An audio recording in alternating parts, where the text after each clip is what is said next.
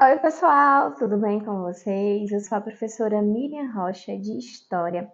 Hoje a gente vai falar da expansão do islamismo. Vamos começar conversando aí da diferença entre um árabe e um muçulmano, que é um tema que gera bastante dúvida. Vamos conhecer como foi que surgiu essa religião, quanto ela influenciou aí na unificação do povo árabe e como foi a sua expansão, a sua decadência. Conhecer bastante dessa história que é super interessante. Vamos lá?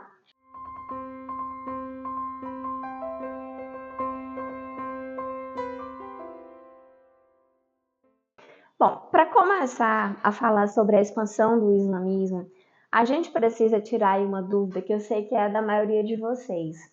Muita gente confunde dois termos, que é o árabe e o muçulmano, e às vezes acredita que eles são sinônimos ou que um árabe ele é necessariamente também muçulmano, ou vice-versa.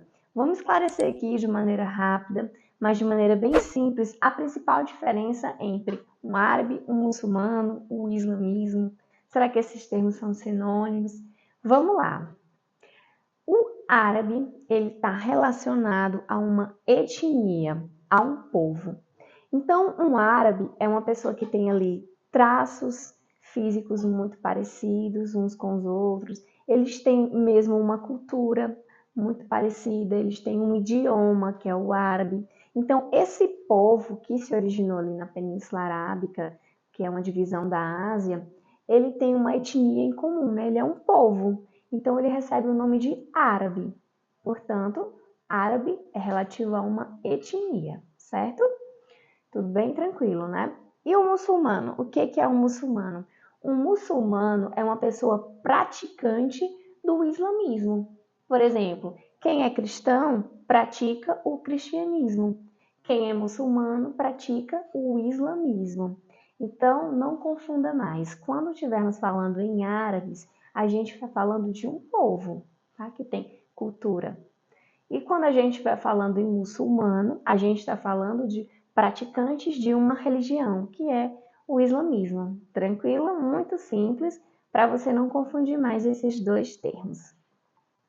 E agora a gente fala da antiga Arábia, onde surgiu esse povo, o povo árabe, como é que eles se organizavam.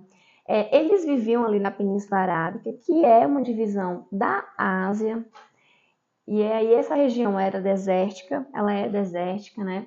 Eram organizados em tribos, eram povos seminômades, não eram nômades, mas também não eram sedentários, eles eram seminômades.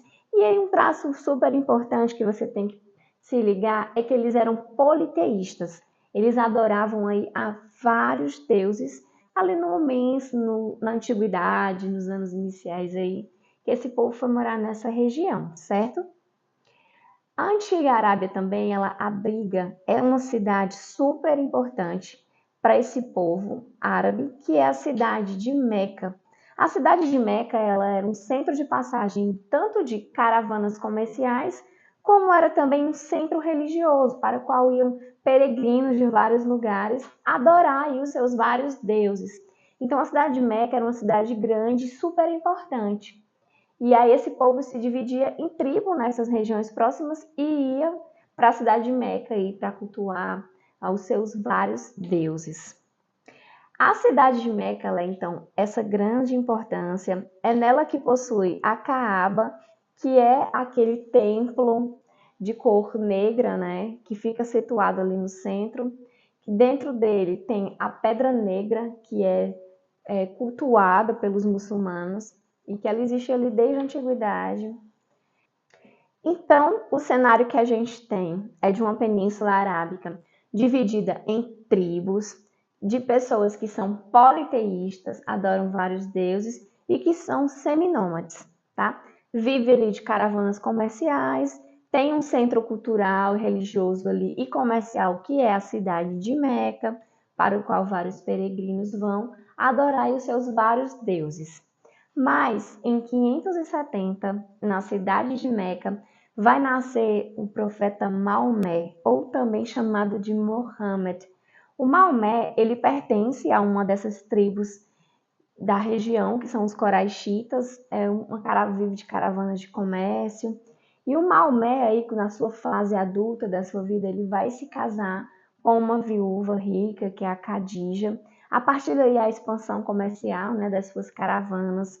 E o Maomé, muito influenciado aí por cristãos e por judeus, que são monoteístas, o Maomé, ele por vezes, ele gosta de se isolar em alguns locais para pensar, para refletir sobre a vida e tudo mais. E aí, uma dessas vezes que o Maomé se isola, ele recebe a visão de um anjo, do anjo Gabriel, aquele mesmo anjo que vai falar para Maria que ela está grávida, aí da tradição cristã. Esse anjo, ele vai dizer para o Maomé, olha Maomé, estou trazendo uma visão aqui de Deus para que você saiba e leve para o seu povo que a partir de agora só deve existir um único Deus. Lembra que o povo lá era politeísta. E esse Deus se chama Alá e você é o último profeta. Você, Maomé, é o último profeta desse Deus. Você deve voltar para sua cidade, para a cidade de Meca e espalhar essa notícia e ensinar todos os preceitos dessa religião para o seu povo. E assim o Maomé faz. Ele volta para a cidade e ele vai, então, pregar essa religião para o povo de Meca. Ele vai ser perseguido, né? Porque os grandes comerciantes, por exemplo, que lucravam bastante com esses peregrinos politeístas que iam para Meca, não vão gostar disso. O Maomé vai precisar fugir para uma cidade vizinha, que é a cidade de Medina. Essa fuga, ela recebe um nome específico, que é a Égira, a fuga de Maomé, do profeta Maomé, da cidade de Meca para a cidade de Medina, por causa dessa perseguição. E aí depois começa toda a expansão do islamismo. O Maomé consegue aí os vários seguidores e ela só tende a crescer e ela é muito importante até hoje. Agora a gente vai conhecer aí os 5 pilares do Islã, do islamismo. Quais são os 5 preceitos principais aí, as 5 normas que as pessoas que são muçulmanas, praticantes do islamismo, elas têm que seguir, tá? Algumas regras que são as mais importantes, que são os pilares. E aí você vai se perguntar, mas por que eu tenho que ver mais detalhadamente aspectos da religião desse povo, se o que eu quero saber é como se deu a expansão do islamismo, como é que esse povo se organizou, se unificou? Porque a história deles é muito ligada com a religião, não tem como fazer essa separação. Então a gente precisa conhecer mais ou menos ali o básico dessa religião para entender, né, qual é o pensamento, como que se dá a expansão, porque essa religião ela vai influenciar muito nessa expansão.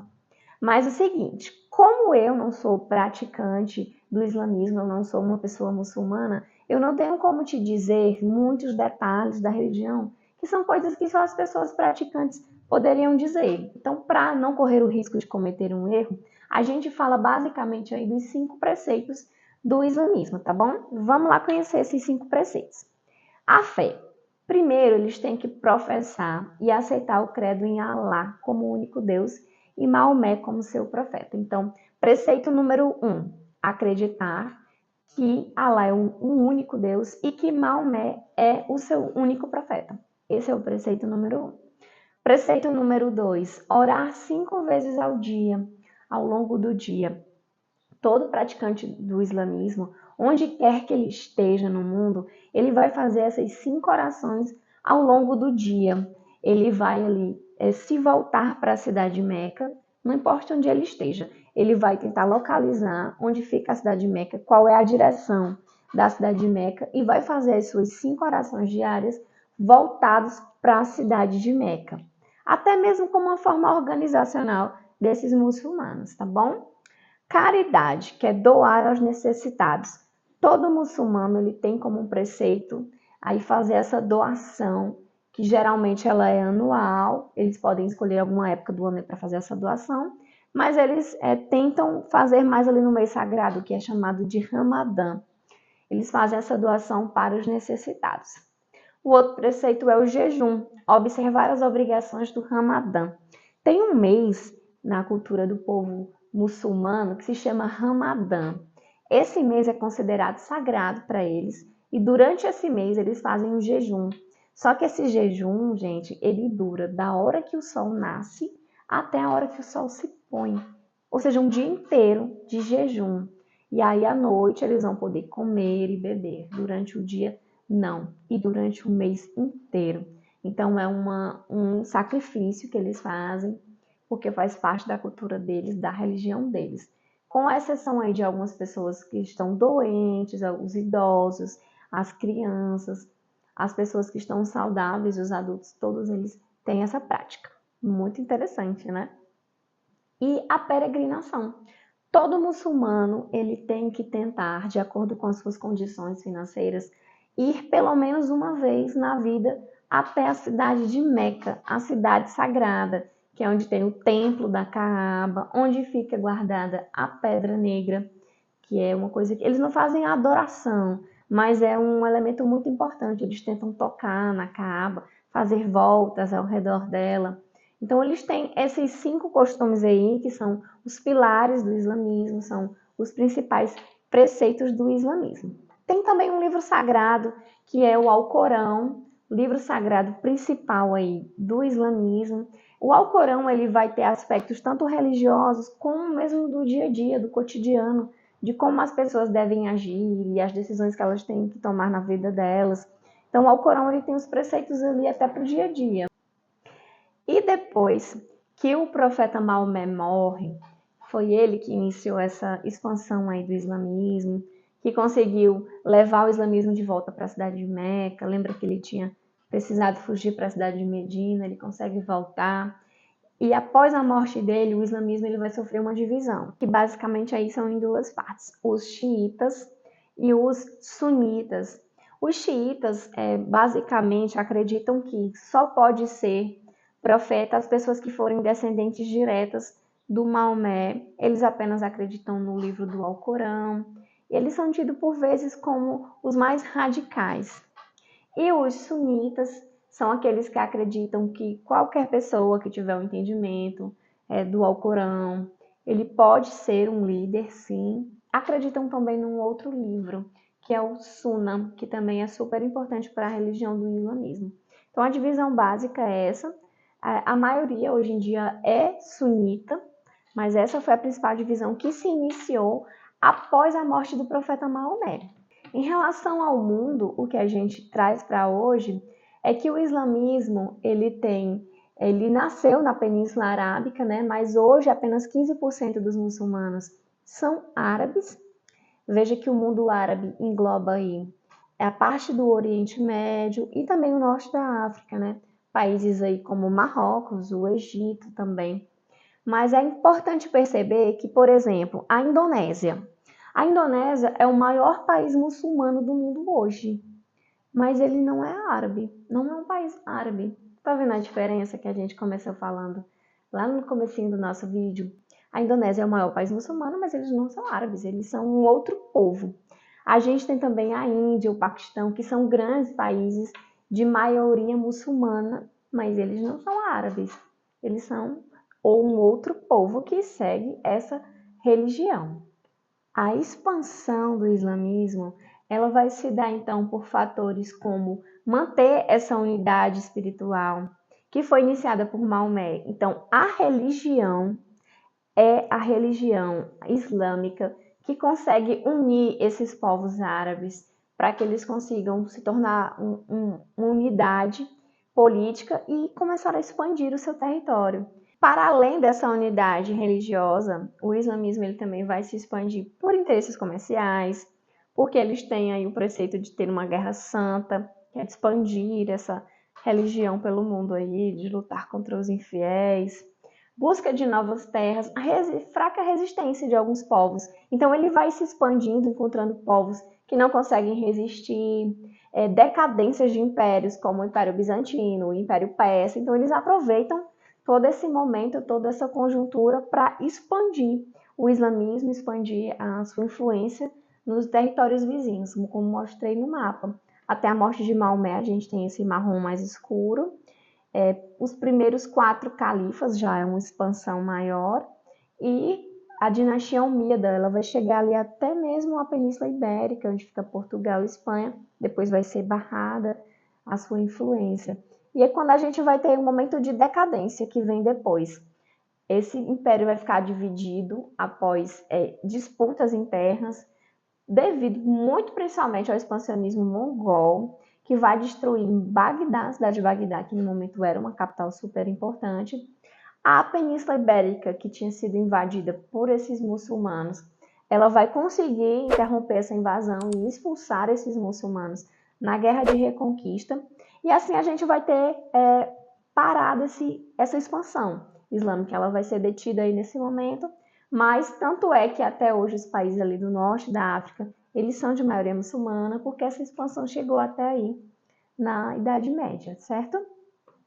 O islamismo e esse povo árabe, ele trouxe para a gente vários conhecimentos, como por exemplo na medicina, na química, na astronomia, na matemática. Quem não conhece aí os algarismos arábicos, não é? Na geografia. Então, muito da cultura do povo árabe antigo, ele veio para nós, até mesmo nas palavras. Algumas palavras que a gente usa, elas foram inseridas desse idioma, do idioma árabe, tá bom? Esse foi o nosso tema de hoje sobre a expansão do islamismo.